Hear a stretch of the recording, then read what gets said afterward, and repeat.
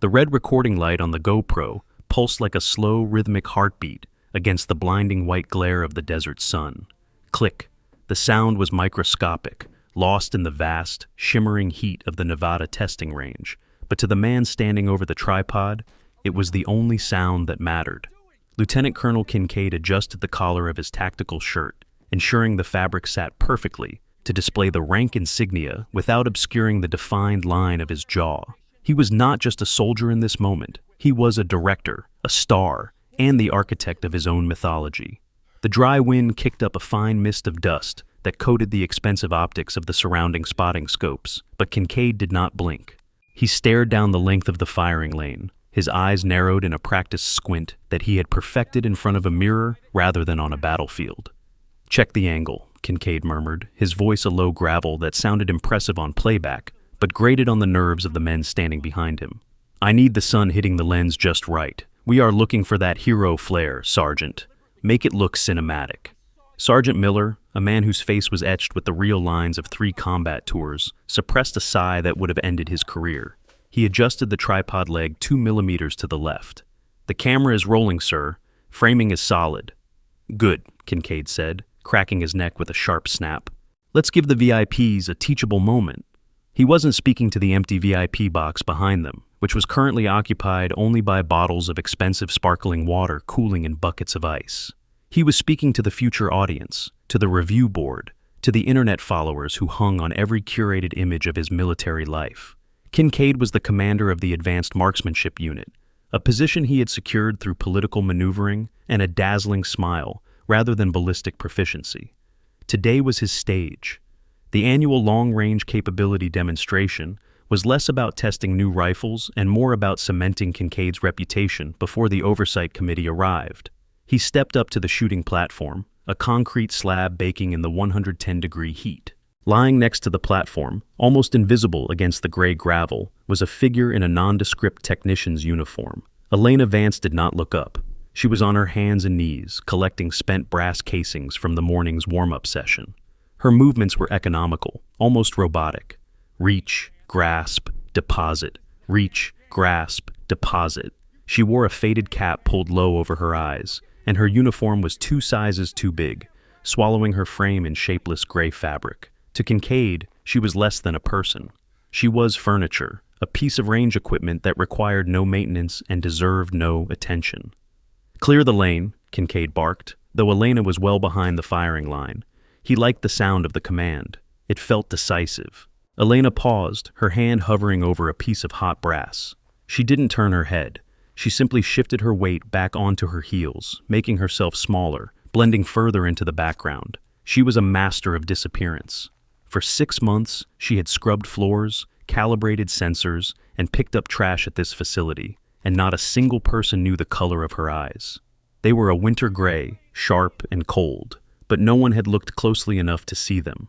Kincaid lowered himself into the prone position behind the XM-25 sniper system. The rifle was a masterpiece of engineering, capable of hitting a dinner plate at 1,500 meters.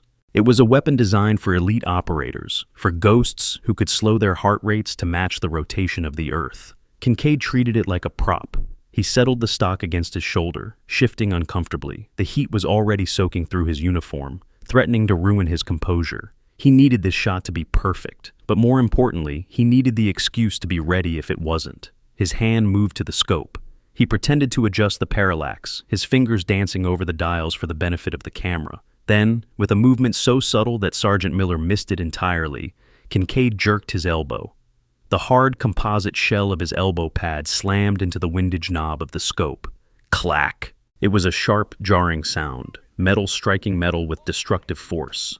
The delicate internal mechanism of the optic, calibrated to micrometer precision, shuddered. The zero was gone. The point of impact had just shifted 3 meters to the left. Kincaid had sabotaged his own weapon. He settled back in, a small, cruel smile touching the corners of his mouth. Now, he had insurance.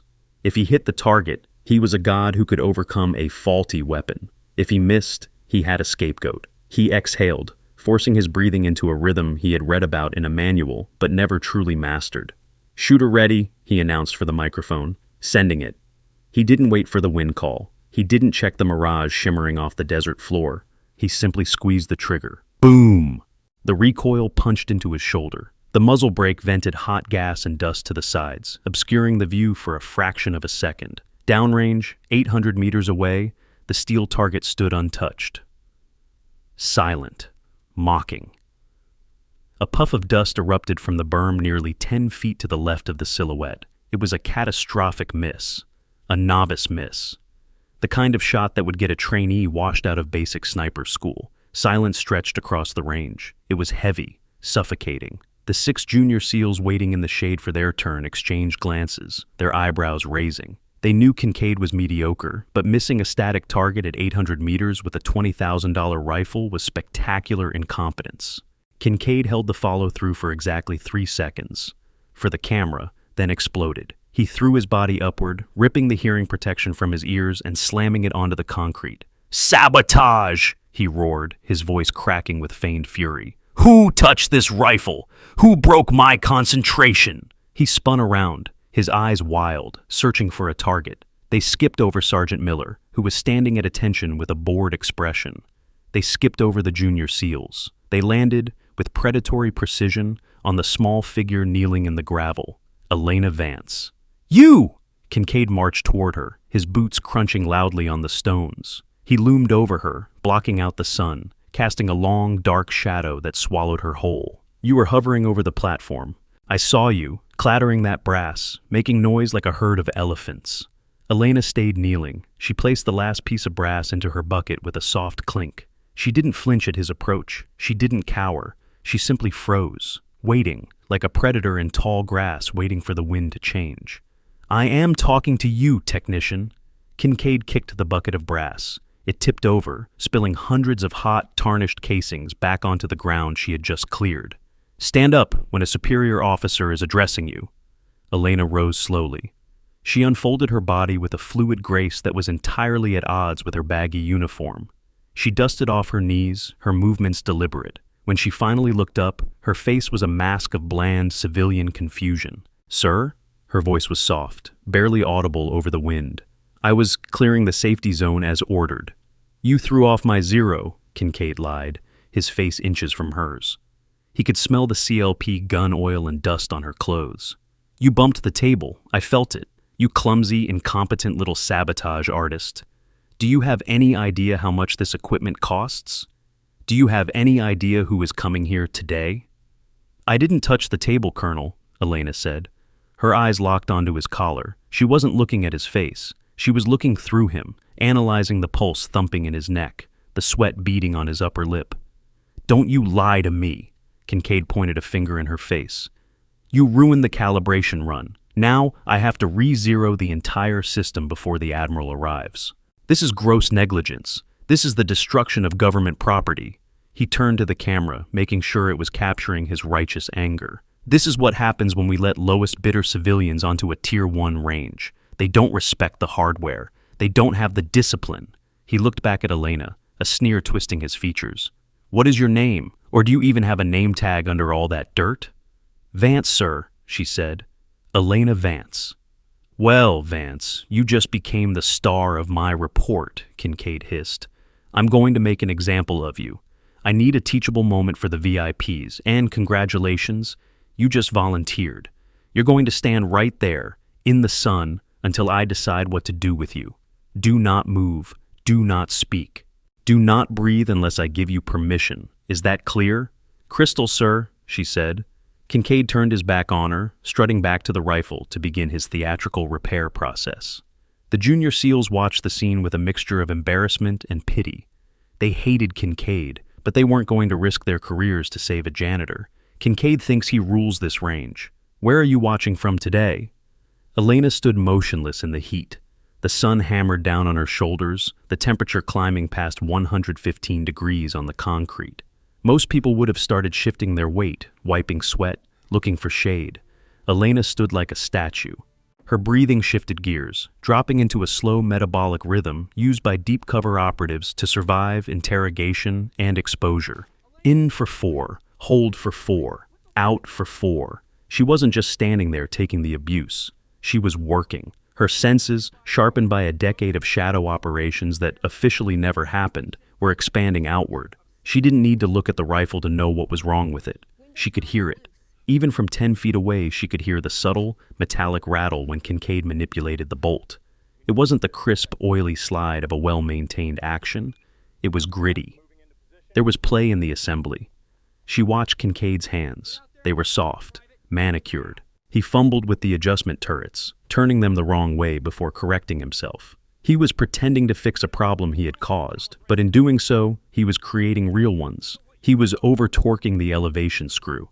She could hear the threads straining. He's going to strip it, she thought, the analysis running through her mind like code. He doesn't know the torque specs for a Badger Ordnance mount. He's guessing. Kincaid was performing for the camera, narrating his actions.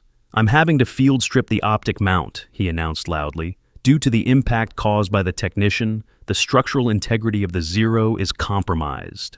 It was nonsense. Pure, unfiltered technical gibberish. But the camera couldn't fact-check him, and he banked on the Admiral being too high-level to care about the minutiae of scope rings. Elena reached into her pocket and adjusted her hearing protection. It looked like a standard set of foam plugs to the casual observer, cheap orange foam that you could buy at a hardware store. But as she pressed them deeper, she activated the internal circuit. Elena adjusted her hearing protection, filtering out his insults to focus purely on the rifle's mechanics. Precision audio gear turns chaotic noise into tactical advantages that ordinary hearing misses. The world suddenly sharpened. The wind noise vanished, filtered out by the advanced algorithm in the earplugs.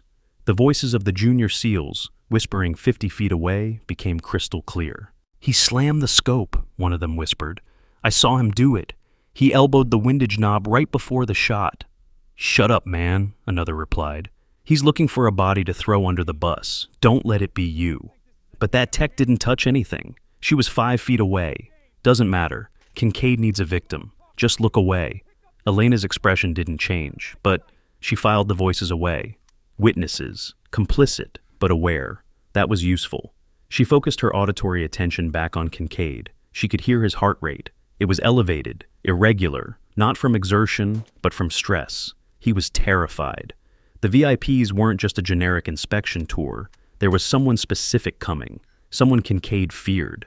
"Who are you afraid of, Colonel?" she wondered. "It's not the Admiral. You think you can charm the Admiral. It's someone else." Kincaid settled back behind the rifle. He had fixed the scope by twisting knobs at random. He was preparing for a second shot to prove his mastery over the equipment. He loaded a fresh round. The bolt closed with a sluggish, grinding sound. Elena saw the problem before he did. The scope mount wasn't just loose from his sabotage. He had reseated it crookedly. The axis of the optic was no longer parallel to the bore. He could aim at the center of the sun, and he would still miss. He was about to embarrass himself again.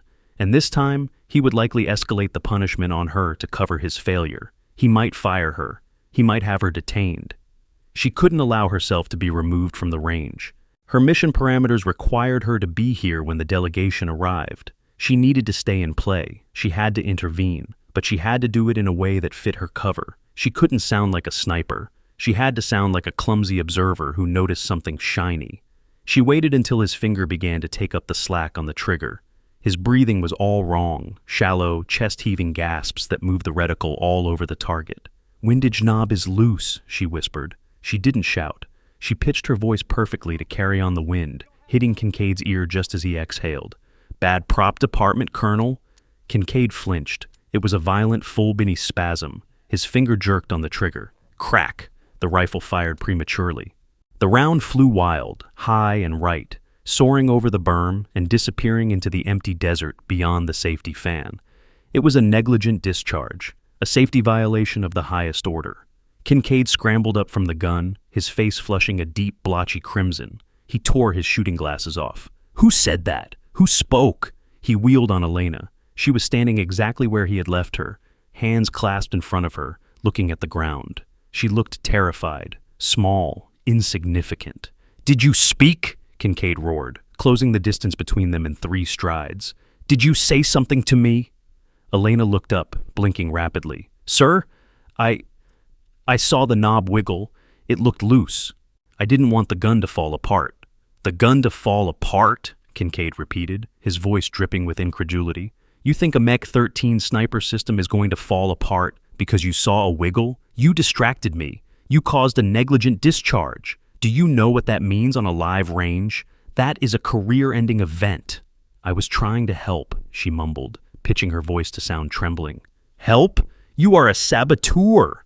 Kincaid was losing control. The narrative was slipping away from him. He had missed twice, fired negligently once, and now a janitor was giving him technical advice. He needed to crush her. He needed to destroy her credibility so thoroughly that nothing she said would ever be believed.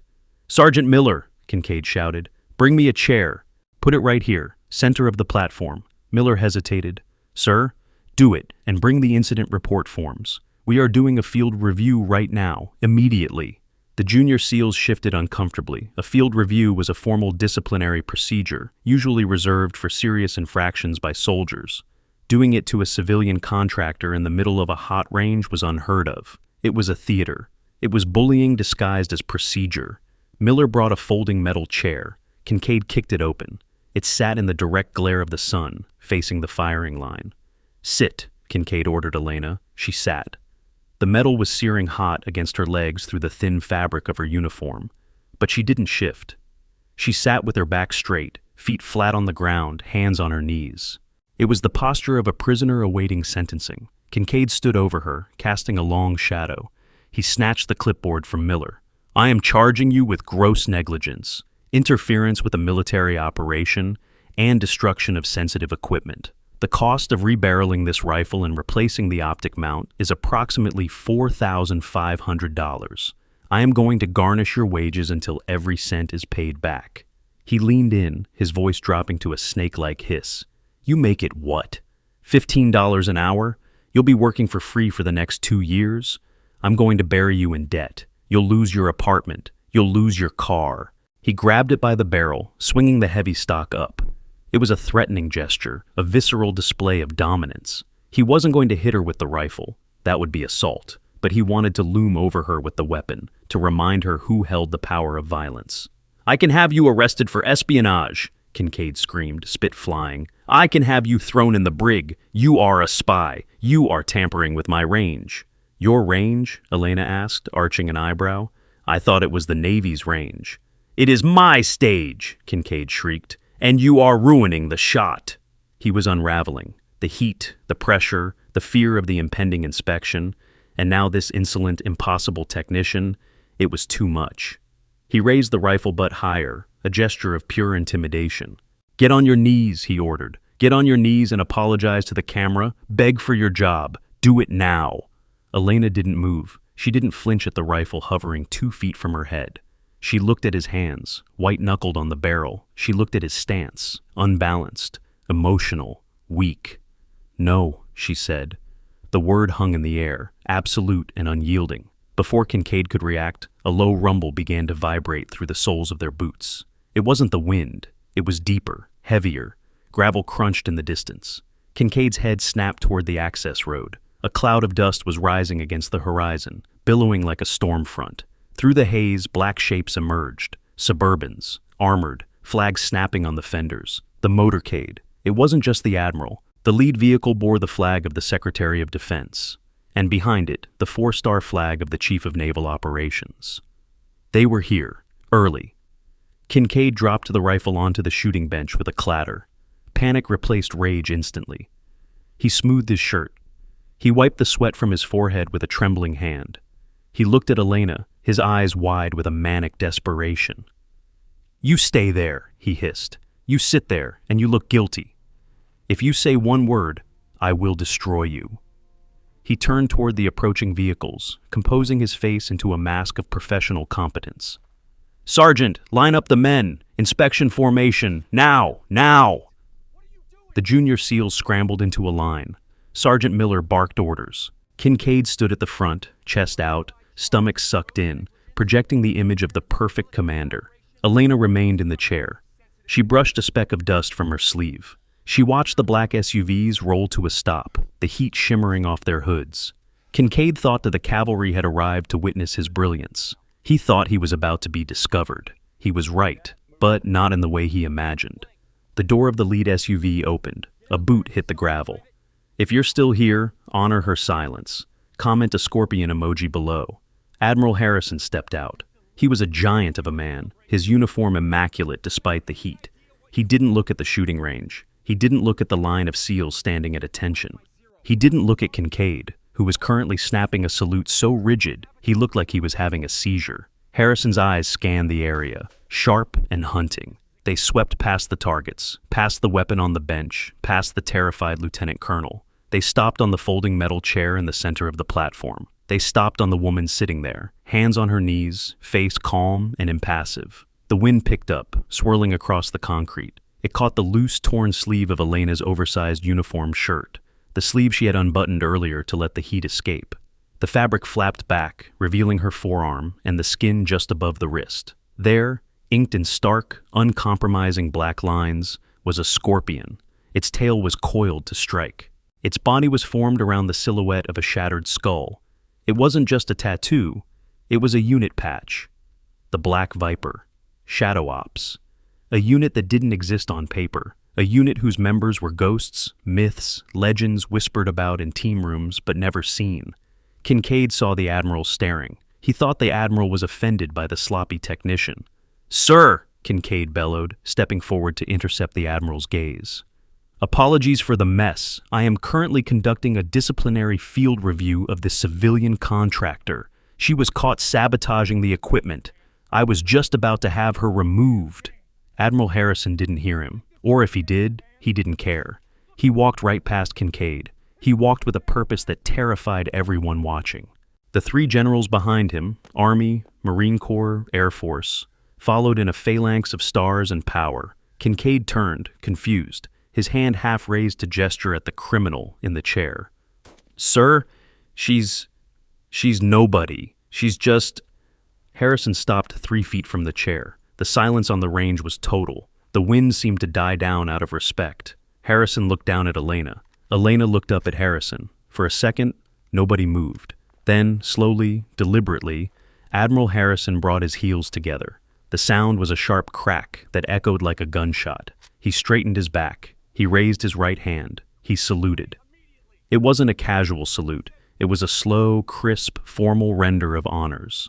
The kind reserved for heads of state, the kind reserved for legends. "Vice Admiral Vance," Harrison said, his voice thick with emotion, "the range is yours." Behind him, the three generals snapped to attention and saluted in unison. Kincaid's mouth fell open. His brain short-circuited. Vice Admiral? She was a janitor. She was cleaning brass. Elena stood up.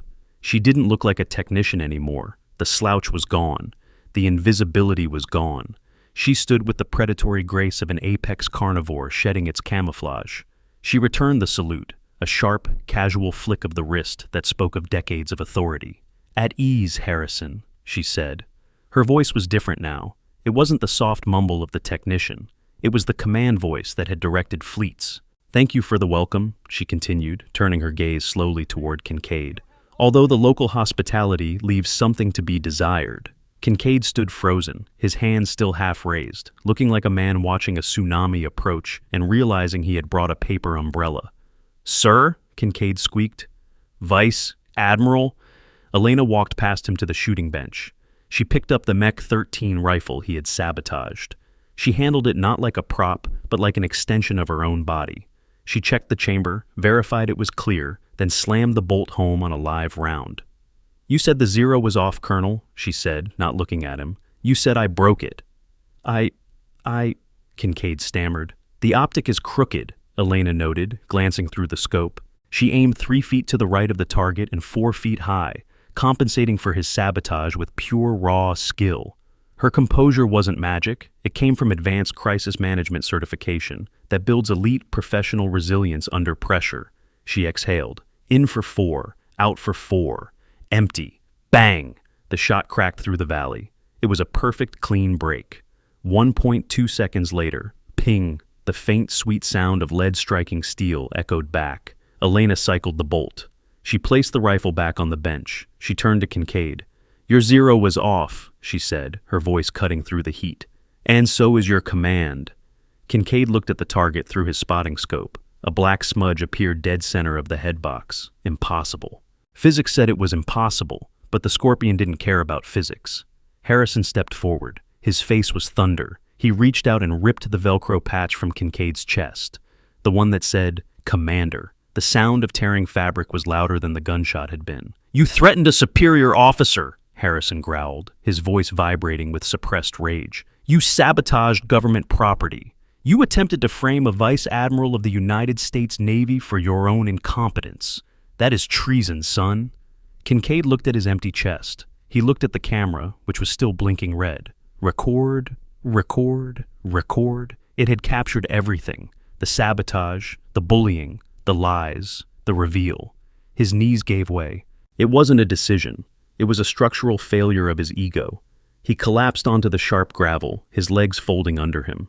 He clasped his hands together, looking up at Elena, tears cutting tracks through the dust on his face. "Ma'am, please," he begged, his voice high and thin. "It was just a training scenario. I was stress testing the recruits. I didn't know. I didn't know who you were." Elena looked down at him. She didn't look angry. She looked disappointed. She looked like a professional looking at an amateur. "That's the problem, Colonel," she said softly. "You treat duty like a performance. You think the uniform is a costume. You think rank is a license to bully." She leaned in, her face inches from his, the black viper tattoo on her arm seeming to writhe in the heat. He was afraid of the phone call he was going to have to make. Harrison shifted, the metals on his chest clinking softly. "Kincaid is a narcissist, Elena. He was afraid of losing his audience." "No." Elena opened her eyes. The winter gray irises were flat and devoid of warmth. "A narcissist worries about embarrassment. Kincaid was worrying about survival. He sabotaged that rifle because he had to fail. If he qualified with that weapon, he would have been forced to ship it. And he couldn't ship it. Why not? Because the guidance chips inside those scopes aren't there anymore," Elena said quietly. "I heard the rattle when he moved the bolt. It wasn't just a loose mount. The internal housing was empty. Someone gutted the electronics." Harrison frowned, his brow furrowing. "That system is classified top secret. The ballistic computer in the MK-13 scope is proprietary technology. If those chips are missing, then they are being sold," Elena finished. "Kincaid isn't just a bully, Tom. He's a mule. And he's working for someone who has the clearance to strip a Tier 1 weapon system and walk it off a base without triggering an alarm." Harrison reached for the secure phone embedded in the armrest. "I'll order a base-wide lockdown. We'll turn that facility upside down." Elena's hand moved faster than his. She placed her fingers gently over the phone receiver, stopping him. "If you lock down the base, the person running Kincaid goes dark. They burn the evidence. They disappear. We just took their pawn off the board. Now we need to see who moves to protect the king." The SUV slowed as it approached the perimeter gate of the Naval Air Station. The MPs snapped to attention, saluting the flags on the fender. They had no idea that the woman in the back seat, still wearing a dusty, oversized technician's uniform, outranked everyone they would ever meet. "Where are we going?" Harrison asked. "The safe house," Elena said. "I need to access the shadow net. And I need a change of clothes. If I'm going to hunt a general, I should probably dress the part." The safe house was not a house. It was a bunker buried 3 stories beneath a nondescript logistics warehouse in the industrial district of San Diego. The air was cool and smelled of ozone and server coolant. Elena moved through the biometric checkpoints with the ease of a ghost returning to its haunt. Retinal scan, voice print, hand geometry. The heavy steel doors hissed open, welcoming her home. Inside the command center, walls of screens displayed global threat assessments. Elena ignored them all. She walked straight to the central terminal, peeling off the dusty uniform shirt. Beneath it, she wore a black tactical undershirt that clung to scars she had earned in places the news never mentioned. The black viper tattoo on her forearm seemed to pulse in the blue light of the monitors. "Interface," she commanded. "Pull the financials for the Advanced Marksmanship Unit. Cross-reference with Lieutenant Colonel Kincaid's personal accounts. Look for offshore anomalies." The screen cascaded with data. Harrison stood behind her, watching the numbers fly. He was a 4-star admiral, a man who commanded fleets, but in this room, he felt like a tourist. Elena worked to the keyboard with a velocity that blurred her fingers. "There," she pointed. 3 days ago, a deposit of $50,000 into a shell company in the Cayman Islands registered to a consulting firm. The same day, 3 Mech-13 optical units were marked as damaged in training and sent for disposal. Disposal, Harrison read the log. Authorized by General Sterling. The name hung in the room like a toxic gas. General Marcus Sterling, the Quartermaster General, the man responsible for the procurement and logistics of the entire armed forces. A man with a chest full of ribbons and a reputation for being untouchable. Sterling, Harrison whispered. He's a legend. He organized the logistics for the entire Middle East theater. He's one of us. He was, Elena corrected. Now he's a merchant. He's selling our targeting tech to the highest bidder, probably private military contractors or foreign intelligence. That's why Kincaid was so scared. He wasn't failing a test. He was trying to hide the fact that the rifle he was holding was a hollow shell. Elena typed a new command. The screen shifted to a schematic of the Pentagon. Sterling is hosting the Defense Procurement Gala tonight, Elena said. All the big contractors will be there, the VIPs, the senators. It's the perfect cover for a final handover. If he's selling the core tech, he'll do it there, in plain sight, where no one would dare to search for a 3-star general. You can't just walk into the gala, Elena, Harrison warned. You're officially dead. You don't have an invitation. You don't have clearance. If Sterling sees you, he'll have you arrested for impersonating an officer. Or worse, he'll have his private security detail eliminate the threat. Elena turned away from the screen. She walked to a locker set into the far wall. She placed her hand on the scanner. The locker popped open. Inside hung a dress uniform, mess dress white. The gold stripes of a vice admiral gleamed on the sleeves, but next to it hung something else. A black tactical evening gown, sleek, dangerous, and lined with Kevlar weave. I'm not going as an officer, Tom, Elena said, pulling the black dress from the hanger. I'm going as a ghost, and ghosts don't need invitations. She turned to the equipment rack. She selected a small, discreet earpiece and a device that looked like a compact makeup case. Elena checked the power levels on the compact device. Reliable portable energy is the difference between a successful operation and a blackout. High-performance battery technology ensures your critical gear never fails when the mission is on the line. This isn't a makeup case, she said, slipping it into a concealed thigh holster beneath the dress. It's a localized EMP generator. Short range, just enough to kill the lights and disable the security cameras for 60 seconds. 60 seconds, Harrison repeated. To do what? To remind Sterling why he should be afraid of the dark. The Defense Procurement Gala was a sea of black tuxedos and glittering jewels, a display of wealth and power that swirled beneath the crystal chandeliers of the grand ballroom.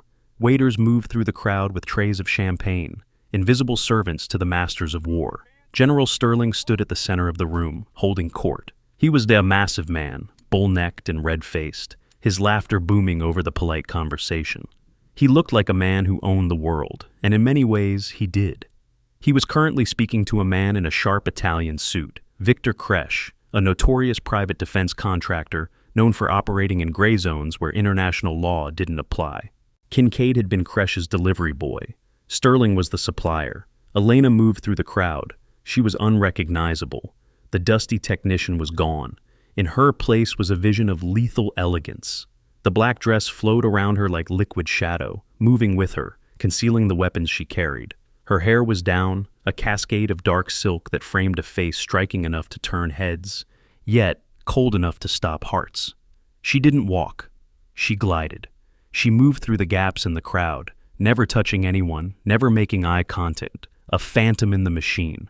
She wasn't breathing in the 4-count rhythm anymore. She was holding the silence.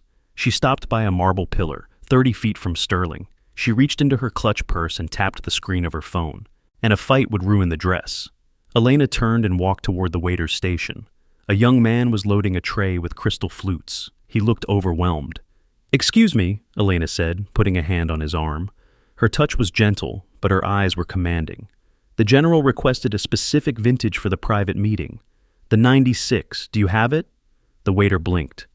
I don't know, ma'am. It's fine, she smiled, a dazzling, terrifying smile. I'll take it in. He's expecting me. She grabbed a bottle of expensive scotch from the cart and 2 glasses. She walked toward the guards. She didn't sneak. She walked with the absolute confidence of someone who belonged there. She walked with the entitlement of the elite. The guard stepped forward to block her path. "Ma'am, this area is restricted. Private meeting." "I know," Elena said, not slowing down. "General Sterling asked for this. He's celebrating." "We didn't receive any orders," the guard said, his hand moving toward his earpiece. "That's because he didn't want to announce it to the whole room."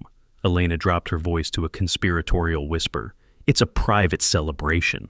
You know how he gets when he closes a deal." The guard hesitated. He looked at the bottle, a $3,000 single malt. He looked at the woman, clearly wealthy, clearly confident. Doubt crept into his eyes. In that split second of doubt, Elena won. "Check if you want," she said, holding the bottle out. "But if you interrupt him to ask about a drink he ordered, and he's in the middle of a negotiation, well, it's your funeral." The guard looked at his partner. The partner shrugged. "Let her in. If she's wrong, he'll just kick her out." The guard stepped aside and opened the door. "5 minutes, ma'am." "That's all I need," Elena said. She stepped inside and the heavy door clicked shut behind her. The noise of the party vanished instantly, replaced by the hushed, thick silence of a room soundproofed for treason. General Sterling was sitting behind a massive mahogany desk. Kresh was standing opposite him, holding a metal briefcase. The briefcase was open. Inside, nestled in custom foam, were 6 ballistic guidance chips, the heart of the MiG-13 system. Sterling looked up, annoyed. The door to the study burst open. The hallway guards finally realized something was wrong. They rushed in, weapons raised. "Drop it!" the lead guard screamed. "Drop the weapons!" They stopped dead. They saw General Sterling on his knees. They saw the 4 black-clad operators. But what stopped them was Elena. She turned to face them. She reached into her purse and pulled out a badge. It wasn't a standard ID. It was a heavy gold shield with the seal of the Department of Defense and a black stripe across the center. "Stand down," she commanded. The lead guard looked at the badge. He looked at Sterling. He looked at the woman in the black dress who radiated more authority than the general ever had. That's a Shadow Ops badge," the guard whispered. "Those don't exist." "Exactly," Elena said. "And neither do you, if you don't lower that weapon in the next 2 seconds." The guards lowered their weapons. They were mercenaries, but they weren't suicidal. They recognized the top of the food chain when they saw it.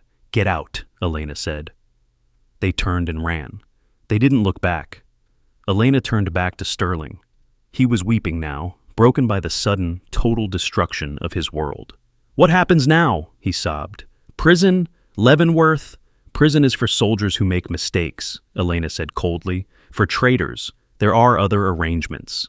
She nodded to the operators. "Bag him and grab the chips." 2 operators hauled Sterling to his feet. He screamed as they dragged him toward the shattered window. "You can't do this!" "I am a general. I have rights." "You surrendered your rights when you sold your country," Elena said. They hooked him to the extraction line. With a sharp hiss of the winch, General Marcus Sterling was pulled out into the night, vanishing into the darkness he had tried to weaponize. Elena picked up the briefcase containing the guidance chips. She checked the contents. All 6 accounted for. Millions of dollars of technology, secured. "Harrison," she tapped her earpiece. "Package secure. The trash has been taken out." "Copy, Viper." Harrison's voice was relieved. "The extraction team is inbound to the roof. ETA is 2 minutes. Elena walked to the broken window. The night air was cool. Below, the lights of the city twinkled, oblivious to the war that had just been fought and won in a soundproof room. She looked at her reflection in the remaining shard of glass, the black dress, the tactical gear, the face of a woman who had died and came back to bring judgment. She wasn't Elena Vance the technician anymore. She wasn't even Vice Admiral Vance. She was something else, a necessary evil, a guardian in the dark. She turned to leave, but stopped. On Sterling's desk, his secure computer terminal was flickering. The EMP had rebooted it, but the hard drive was shielded. A message was flashing on the screen. "Incoming transmission. Tower 4. Elena froze. Tower 4.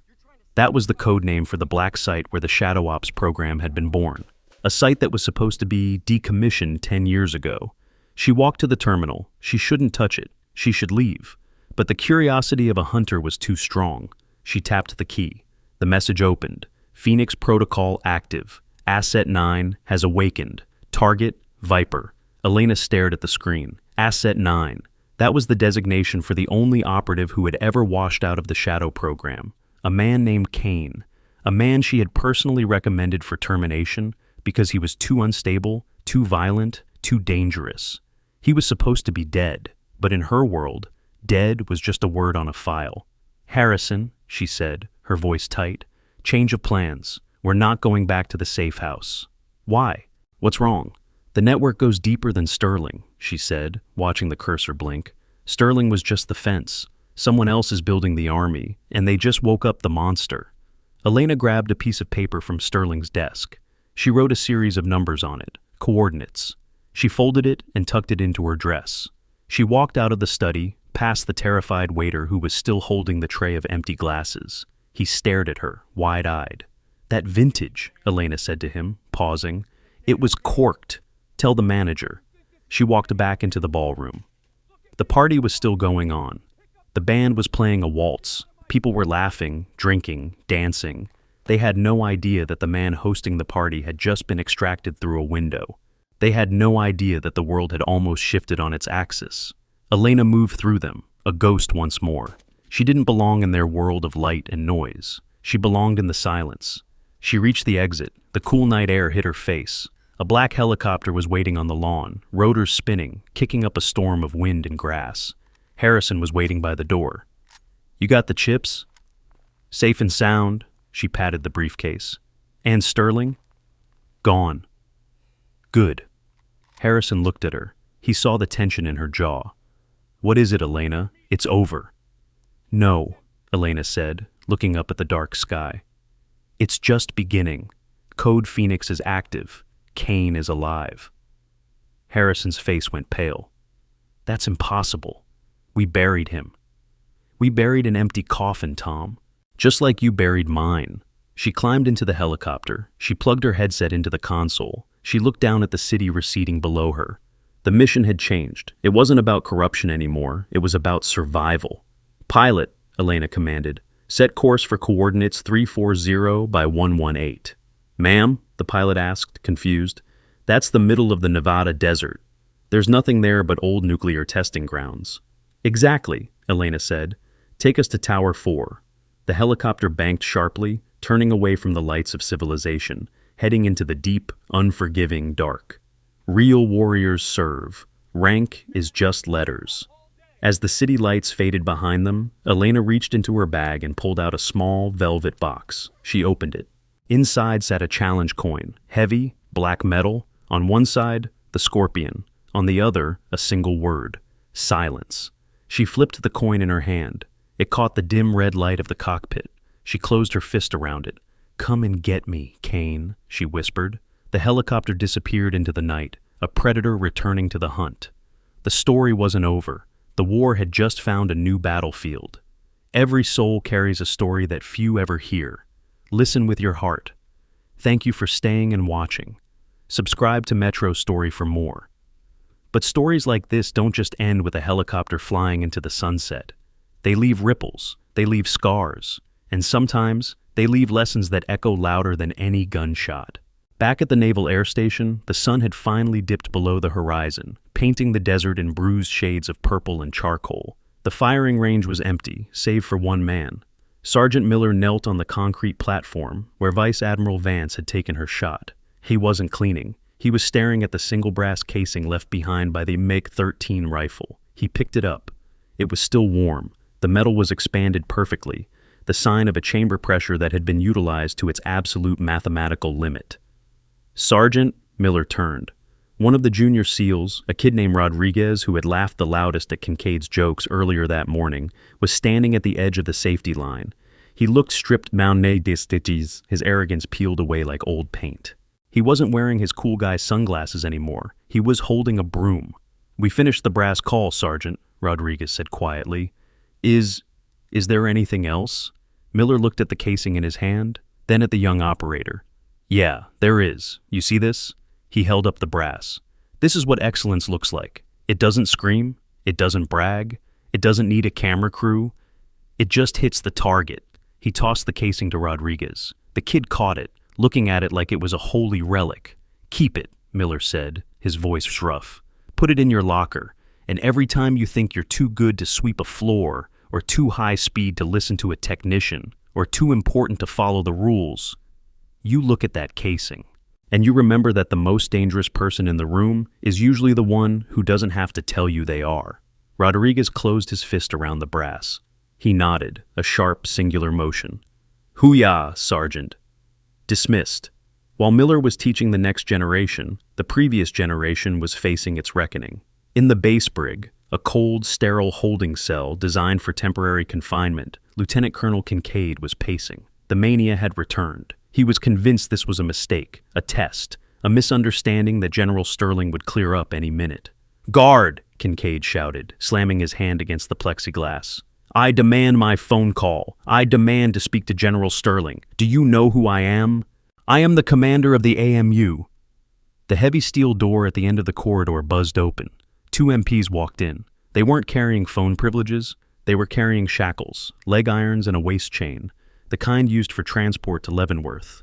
"You're moving me?" Kincaid demanded, straightening his uniform, trying to summon a shred of his former authority. "Good. Sterling sent a transport, didn't he? We're going to clear this up." The lead MP, a stone-faced corporal who had seen Kincaid kick a dog once on base and never forgot it, smiled. It wasn't a nice smile. "Sterling isn't sending anything, prisoner," the corporal said, unlocking the cell door. "General Sterling just took a flight out of a window. He's currently in federal custody pending treason charges." Kincaid stopped. The blood drained from his face so fast it left him looking gray. "Treason? But the chips, the deal. The deal is dead," the corporal said, spinning Kincaid around and slamming him against the wall to apply the cuffs. "And so is your career. You aren't going to a review board, Kincaid. You're going to a black site. They want to know every name, every buyer, every time you sabotaged a weapon to cover up a theft. You better hope you have a good memory, because where you're going, the only currency is information." Kincaid slumped against the wall, the cold steel of the cuffs biting into his wrists. The camera was off. The audience was gone. The script had been burned. For the first time in his life, he was exactly what he feared most: irrelevant. And 300 miles away, in the deep, radioactive silence of the Nevada desert, a monitor flickered to life inside a bunker that officially didn't exist. The screen showed a satellite feed, a lone black helicopter cutting through the night, heading for coordinates that hadn't been used since the Cold War. A man sat in the dark, illuminated only by the green glow of the screen. His face was a map of violence, burn scars on one side, a cybernetic eye implant on the other. He watched the blip moving closer. He watched the trajectory. He reached out with a hand that was more metal than flesh and touched the screen. "Hello, Elena," Kane whispered. His voice sounded like grinding gears. "I knew you couldn't stay away. You think you're the hunter?" He pressed a button on his console. Deep beneath the desert floor, dormant systems began to whine online. Turbines spun up. Weapon systems engaged. "Come home, Viper," Kane smiled, and the scars twisted into something horrific. "School is back in session." Interference with a military operation and the destruction of sensitive equipment. Windage knob is loose.